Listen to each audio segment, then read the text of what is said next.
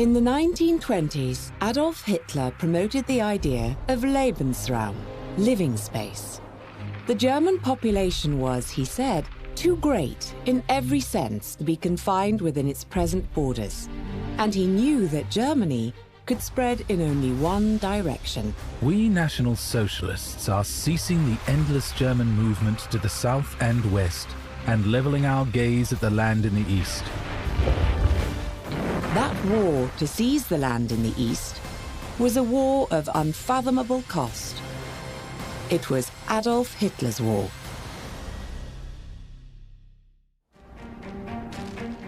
A geopolitical fault line runs through the heart of Europe.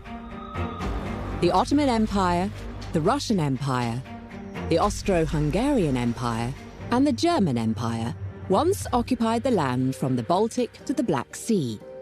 When they crumbled, new countries, rashly fashioned from the rubble, created the combat zone into which Adolf Hitler sent his armies to claim living space, destroy Bolshevism, and cleanse Europe of Jews and other victims of his prejudice.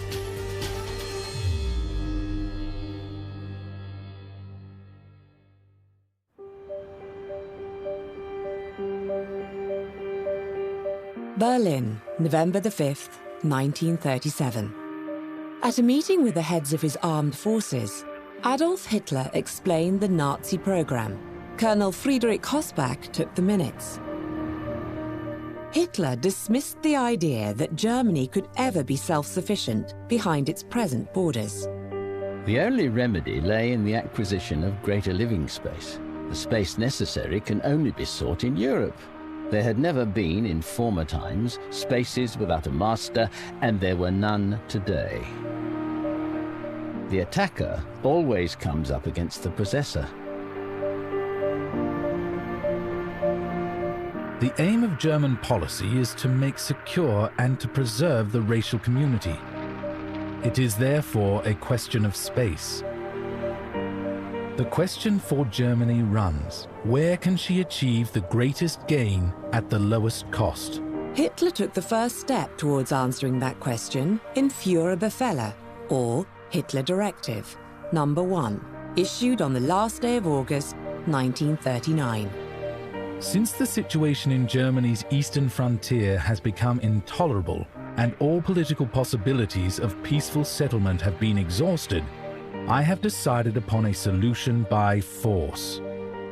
The last Führerbefehle, number 74, was issued on April 15, 1945, bookending the long, bloody war on which Hitler was determined. I am now 50.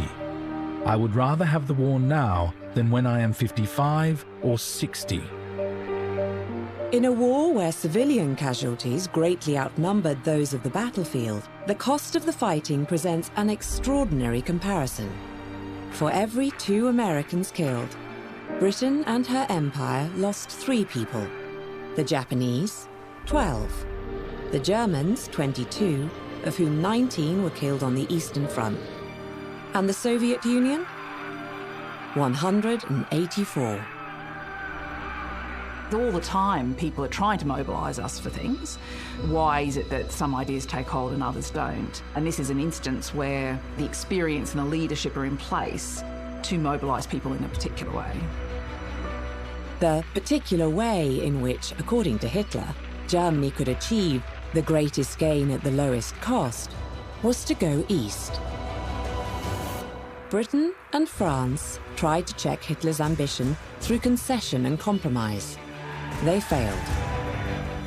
One does not obtain freedom through begging or cheating, nor through labor and industriousness either, but exclusively through fighting. A few days after Hitler's foreign minister signed the notorious non-aggression pact with the Reich's least likely partner, the Bolsheviks of the Soviet Union, 67 Wehrmacht divisions broke into Poland from 3 sides. I shall give you a propagandist reason for starting the war, no matter whether it is plausible or not. The victor will not be asked afterwards whether he told the truth. It is the intention of the Führer and Göring to destroy and exterminate the Polish people. 2 weeks after the German invasion, and as allowed under the secret provisions of the Non-Aggression Pact, the Soviet Union invaded Poland through the fourth side. Znaczna część, właściwie 1/3 terytorium właściwie państwa polskiego była okupowana przez Sowietów, czyli z ramienia tego drugiego totalitaryzmu. Poland, in historian Michael Burley's memorable phrase, was crucified between two thieves. The Nazi Germany was not only one aggressor in 1939, but after 2 weeks, September 17, the Soviet Union, our second neighbor, attacked Poland from the east. The two invading armies came to a halt, roughly on the line of the River Bug. There, they divided Poland amongst themselves and faced each other. It was really a very big surprise. A lot of Polish soldiers, they have no idea what to do in this situation because they have no idea what Russian will do, what Soviets will do in this situation. But Red Army have one order. They have to capture all these soldiers. Warsaw capitulated on September 27th. On the 28th, Radio Warsaw played Chopin's Funeral March. Fighting in Poland had lasted for 4 weeks. But very soon it becomes clear, and even more clear after Warsaw falls, there's a difference in which Nazi occupiers treat Poles and Jews. And people start feeling the difference between themselves. Jews are immediately singled out. Both Poles and Jews are persecuted, but they persecute in a different way. Jewish writers begin to writing about what's happening to them because they know that this situation is different, that this persecution is different. Kiedy są Żydami, muszą nosić od 10 roku życia opłaskę z gwiazdą Dawida. To jest wprowadzone już w końcu 1939 roku i rzecz jest bardzo znamienna. Już w roku 1940 na przykład na ulicach miasta zaczynają się łapanki.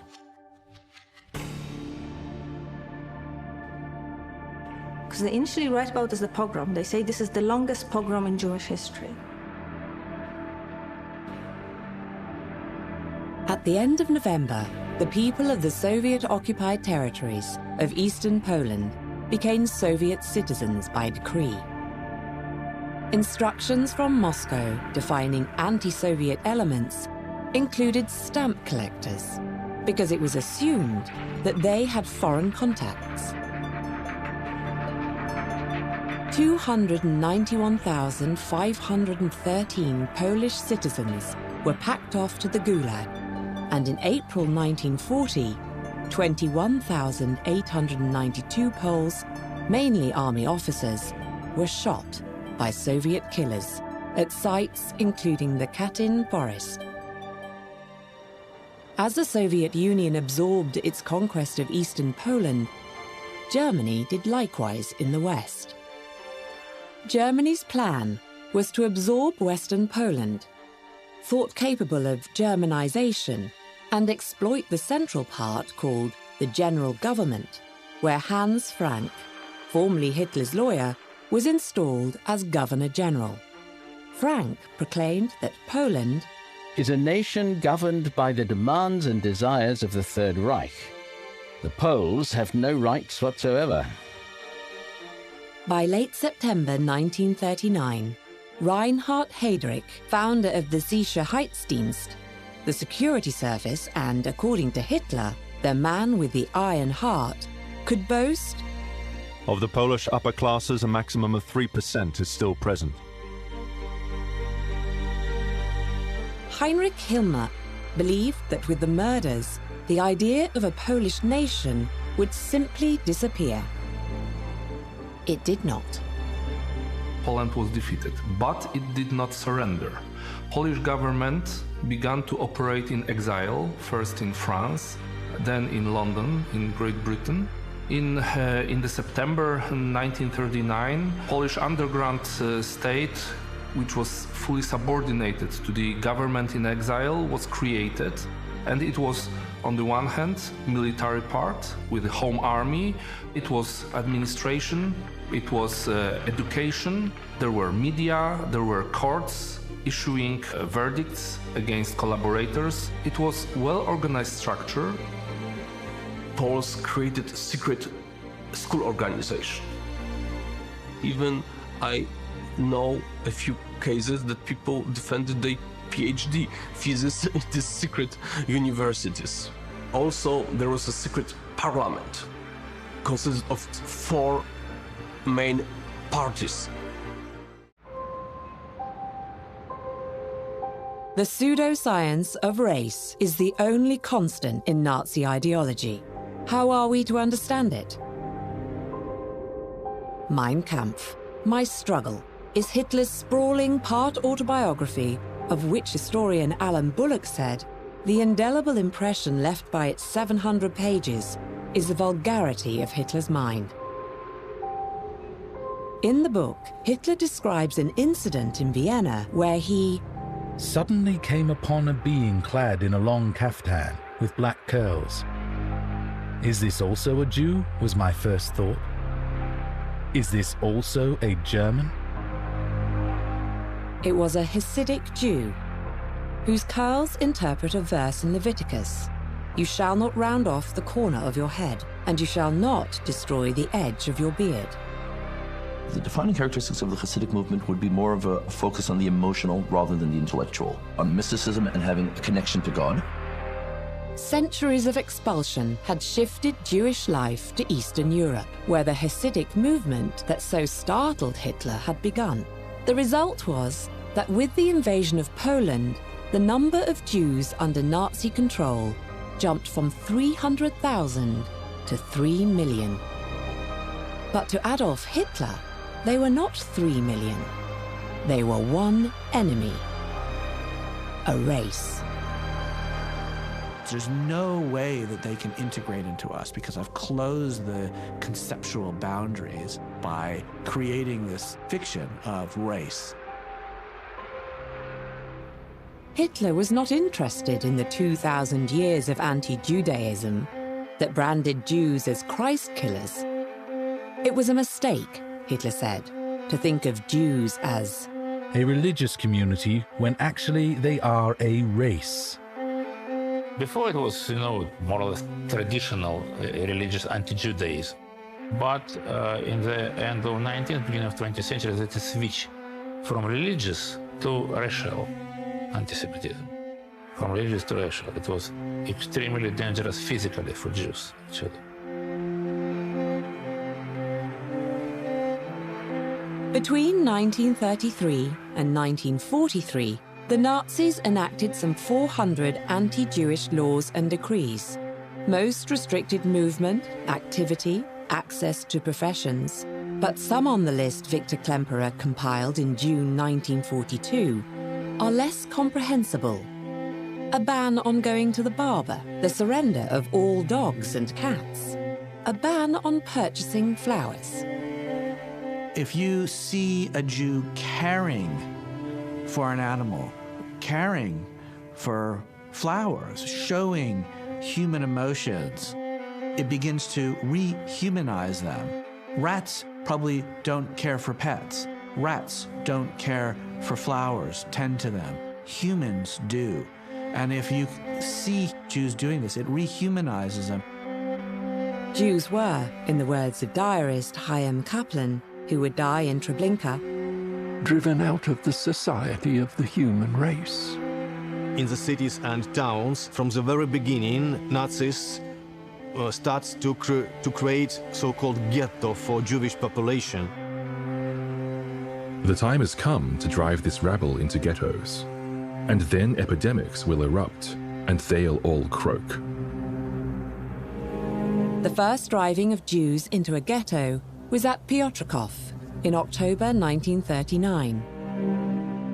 Łódź, the Germans renamed it Lichtenstadt, was sealed off on May 1st, 1940.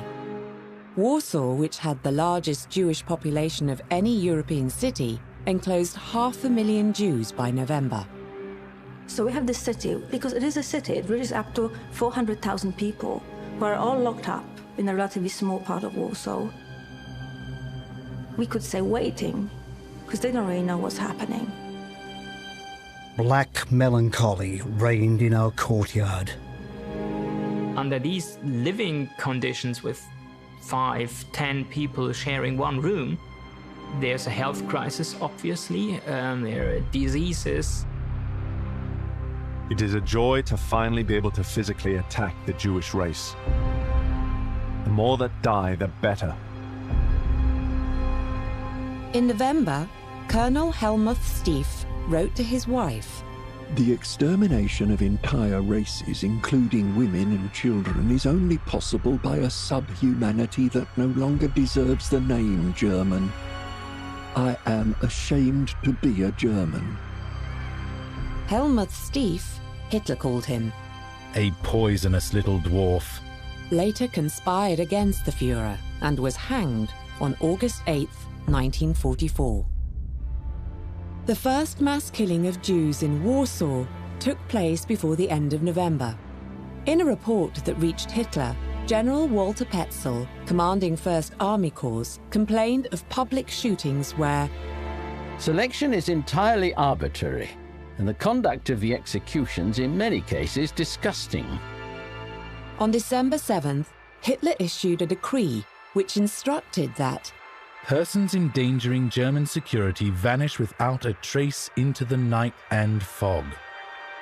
Night and fog, Nacht und Nebel, would soon blanket Eastern Europe.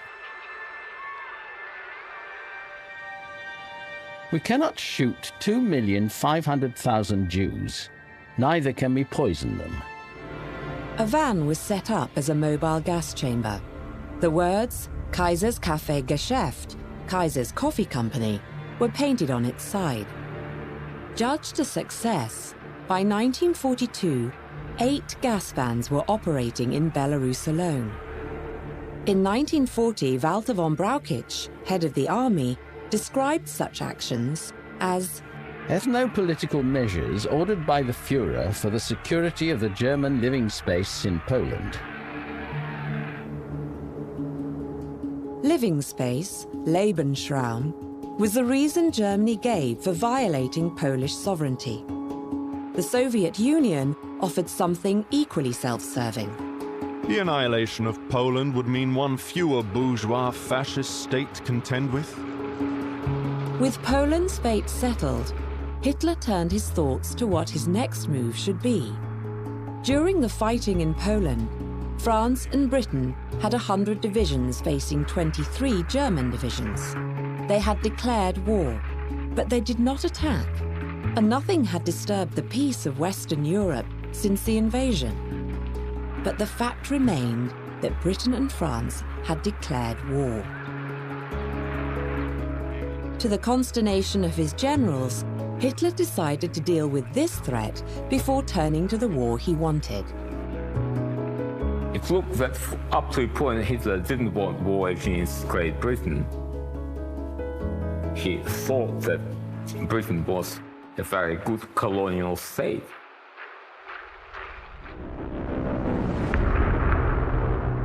In one of history's most startling debacles, 16 days after the invasion of France, Belgium, Luxembourg, and the Netherlands, the evacuation of Allied troops from Dunkirk began. On June 10th, Italy declared war on Britain and France. And on the day the Wehrmacht marched into Paris, an ultimatum from Molotov was delivered to the Lithuanian government, which was assured that, irrespective of its response, Soviet troops would invade the following day. And 10 divisions did.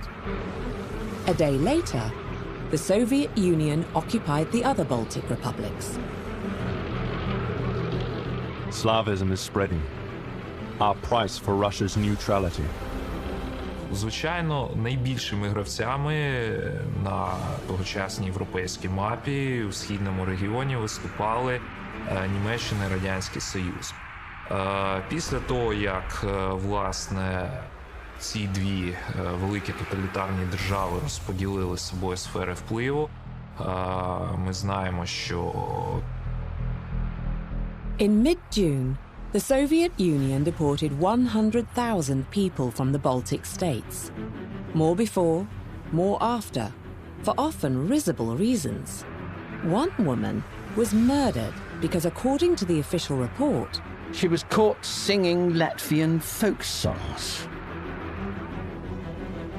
A Lithuanian professor wrote in his diary, "Most of the people are simply craving for the Germans to come, and then the real slaughtering of the Jews could start."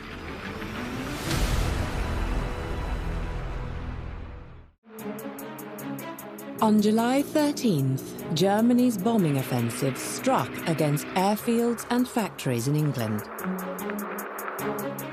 By the end of October, the battle for control of the skies over Britain had been decided, and Hitler abandoned plans for an invasion.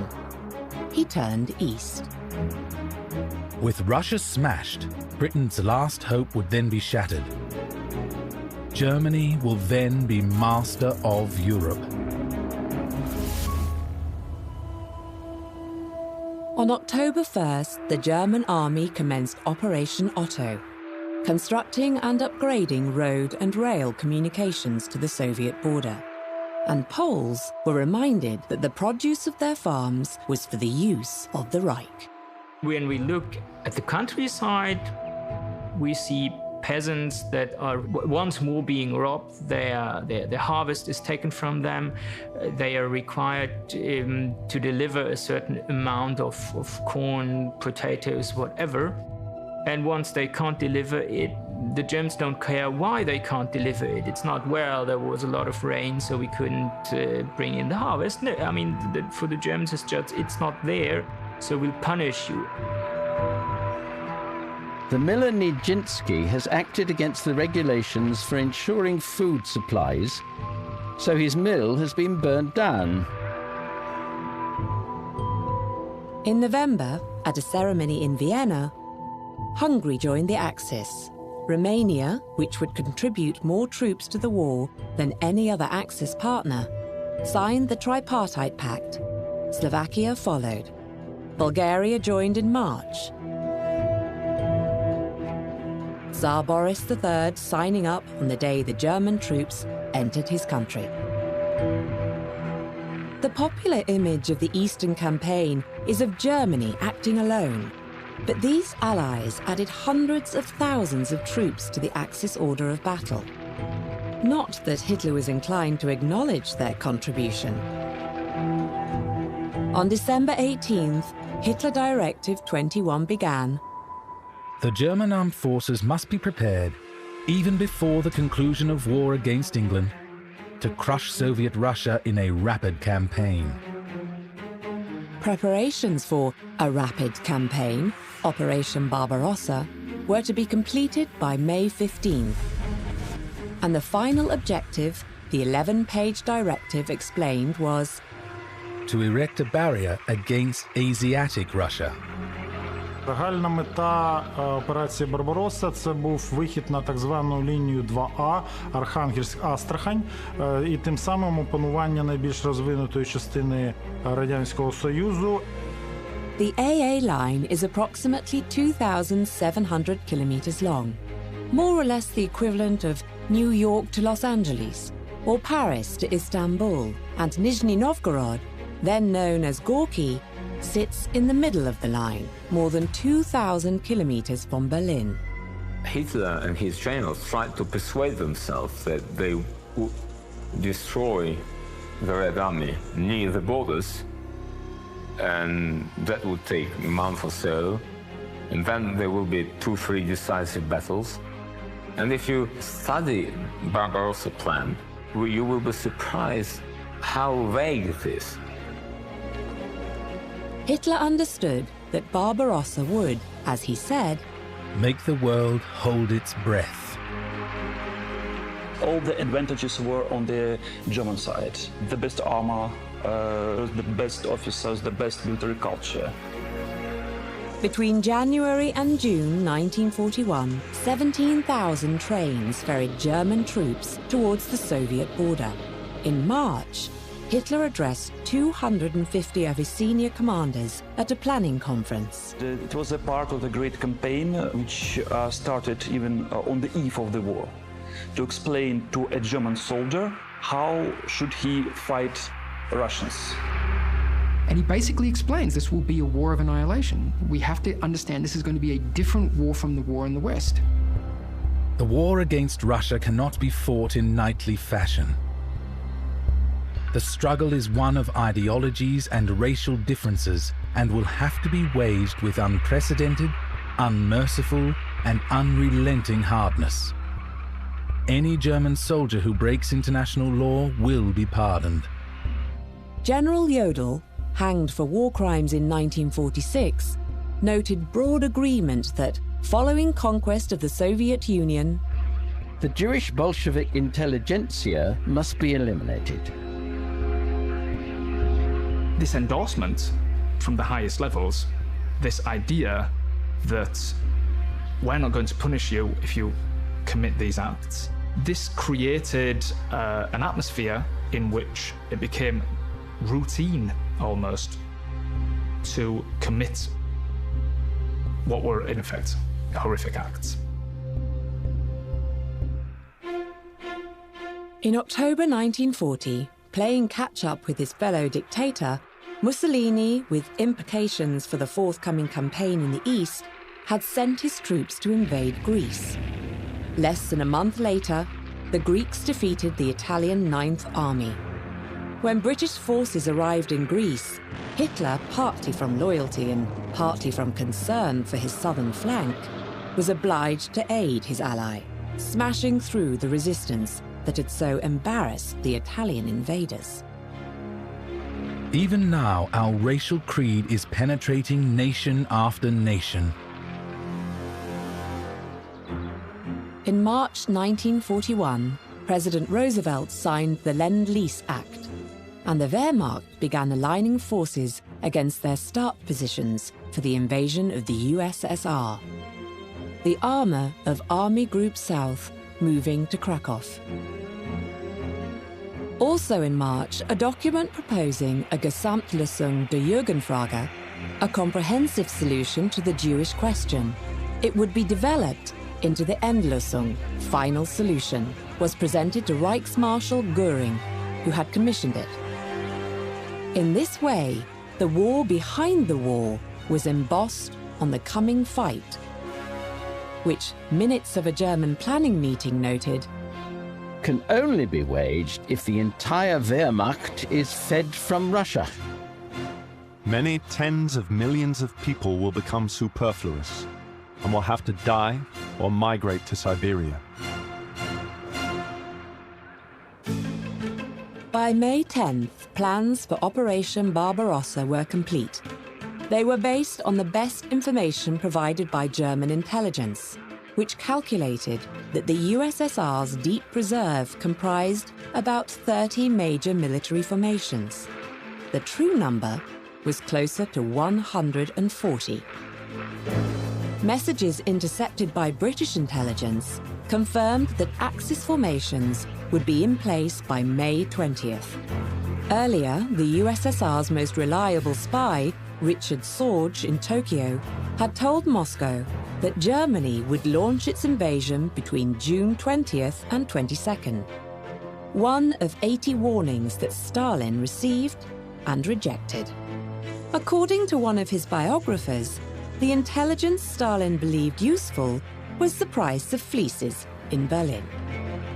He did not believe that Germany would attack the Soviet Union without an adequate supply of sheepskin coats. Казалось, нет мобилизованность войск. Советское руководство в какие-то моменты не очень верило, не очень хотело верить о возможности начала войны, заключив соответствующее соглашение с руководством Германии. И понятно, что не ожидали этой войны. On the shortest night of the year, some sources claim Hitler telephoned Mussolini. Others that he wrote to him. Perhaps he did both. He said, "Months of anxious deliberation are ending in the hardest decision of my life. At dinner, the Führer played a gramophone record for his guests, Albert Speer and Admiral Raeder. It was Le Prélude by Franz Liszt, and Hitler said it was to be our victory fanfare for the Russian campaign. That night, a German commander reported, "The Russians are manning their posts, which are fully illuminated. Apparently, they suspect nothing." A communist worker from Berlin, Alfred Liskow, swam across the river Pruth to warn his Soviet comrades that his army unit had been issued with its invasion orders. Georgy Zhukov advised Moscow, and Stalin ordered Liskow shot for disinformation. But because the comrade's information was correct, there wasn't enough time to shoot him. Walter von Brauchitsch, commander-in-chief, predicted fierce border battles anticipated, duration up to 4 weeks. Afterwards, only minor resistance is to be expected. They foresee very heavy border battles where these large Soviet armies concentrated near the border will be encircled, largely in the first round of encirclement, and then the exploitation begins.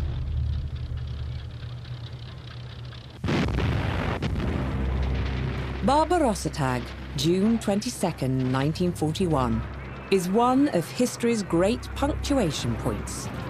At 3:30 in the morning, a Soviet forward position radioed, "We're being fired on. What are we to do?" Since June 1941, the situation changed because one of our aggressors, one of our enemies, I mean Soviet Union, became an ally of our Western allies. For Polish leaders, it was a very big dilemma. What to do? Relations between Poland and the Soviet Union were brought back. Formally, they were not our allies. They were only allies of our allies. German bombers struck 66 Soviet aerodromes, destroying much of the Red Air Force on the ground. Цей час намагалися провести військові маневри у прикордонних округах. Тобто фактично вся жива сила і техніка була зосереджена в безпосередній близькості до кордону, до німецько-радянського кордону. І от в перші години початку війни техніка, особливо сучасна на той час техніка, вона була знищена німецькою авіацією, німецькою артилерією. Bombs also fell on Kovno, Minsk, Rovno, Odessa, Sevastopol, and Libava. A lot of military planes, a lot of tanks were destroyed at the very first day of the German invasion of the Soviet Union. On June 22nd, Joseph Goebbels broadcast an announcement that Hitler had written the previous day.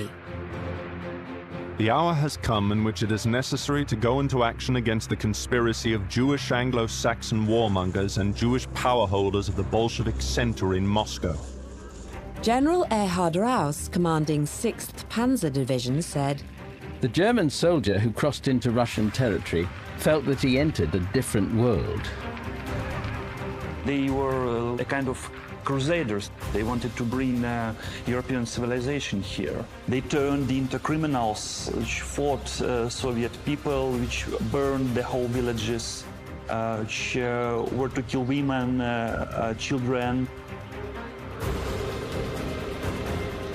3 giant thrusts launched 151 German divisions, supported by 40 from Axis partners, on a north-south front of about 2,000 kilometers, aiming initially for Leningrad, Kiev, and Smolensk.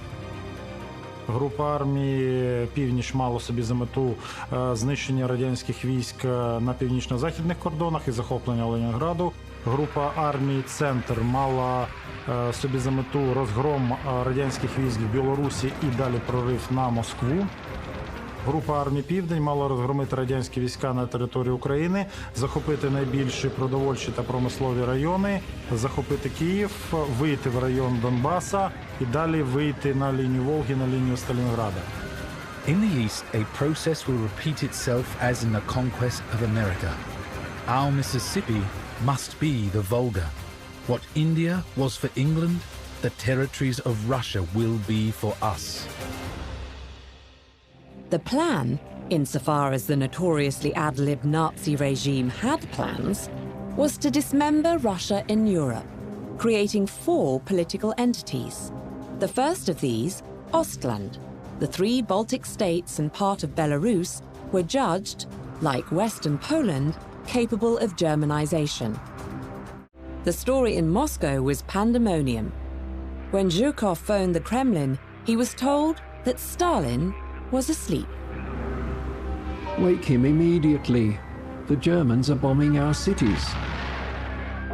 For days there was confusion. Stalin and Beria, Melenkov and Molotov and Mikoyan dashed about picking up and slamming down telephones as seemingly every link in the chain of command from Moscow to the fighting front snapped. Stalin, according to Molotov, was in a very agitated state. He didn't curse, but he wasn't quite himself. By nightfall on the first day, Italy and Romania had declared war on the Soviet Union. Finland joined in after 4 days, Hungary after 5. A disaster was unfolding which would not stop unfolding.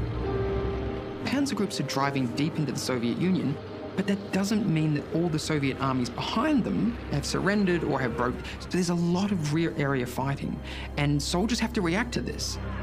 And this is where those lines, those classic lines of how we understand a soldier's role, are being blurred. They are very much targeting people who aren't classic enemies. Soviet Order 246 stipulated that those encircled must fight to the last.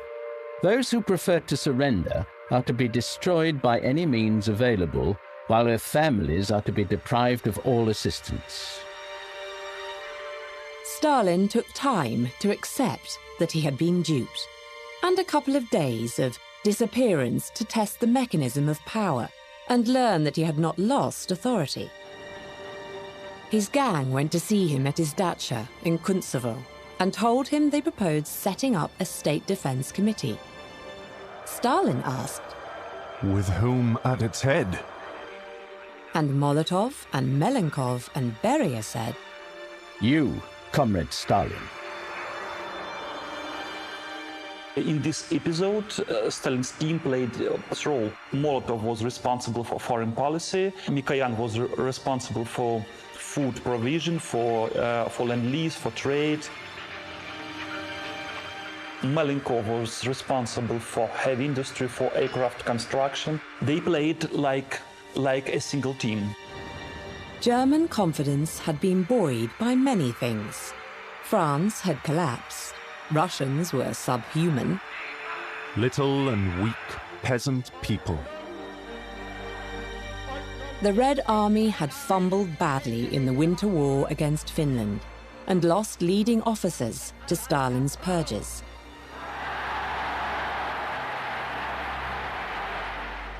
General Jodl, chief of the army's operational staff, expressed a widely shared belief. The Russian colossus will prove to be a pig's bladder. Prick it and it will burst.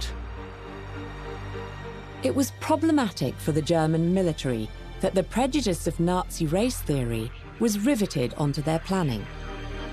As an illiterate rabble of Slav peasants, the Red Army would collapse. But because it was not, it did not. That idea of easy victory in the East was shared by almost all his entourage, by his generals, by his diplomats, by everyone. And something like, it's so easy to destroy, just push it and that's it. But one thing is to believe in something. The other one is actually to do it, to realize your plans. Towards the end of July, you then get a radicalization of orders being issued further down the chain of command, an increase in the manpower in the rear areas in the Soviet Union to combat partisans and Red Army soldiers who have been cut off from their units. And the main increase in manpower is the SS battalions who were sent then to the east. On June 23rd, Hitler left Berlin for his Rastenburg headquarters. 2 days later, Goebbels wrote in his diary, I'm refraining from publishing big maps of Russia. The huge areas may frighten the public. In those initial weeks of Barbarossa, you do record a sense of shock, even for men who have fought in previous campaigns. They are shocked by the violence. By the violence at the front, the fact that Soviet soldiers aren't giving up, by the violence behind the rear. What contributes to this saturation of violence in the occupied Eastern territories is, on the one hand, an ideology that was shared to varying extents by a large proportion of the occupation troops. So that doesn't mean that they're all die-hard Nazis, but it does mean that they share some of the goals and some of the political convictions of the regime. In the war behind the war, Lithuanian militiamen, encouraged by German officers, murdered 1,500 Jews in Kovno. In July, police in Riga, under German command, slaughtered 400 Jews. The turning point when it comes to what we now refer to as the Holocaust, or the Shoah. And there is actually a state of panic among the military and political leaderships at this time, and a sense of fear, a fear of failure. Shoah is Hebrew for catastrophe. In Latvia, Shana Graham wrote in her diary, all the Jews in Divinskaya Street are chased out beyond the cemetery and shot there. This is terrible. We did not expect things to end this way. On August 9th, Shana Graham's family were murdered. Shana was not killed until a week later, when the Einsatzgruppe commander had had enough of her. She was 15 years old. Вельмі розповсюджений був стереотип, що а ось чому євреї не змагалися, так? Чому от вони не утікали? Війна за 6 днів дійшли до Мінська. Куди їм утікати? Вони так само, як все остатнє насильництво, вони не змогли це зробити. Фізично вони не змогли це зробити.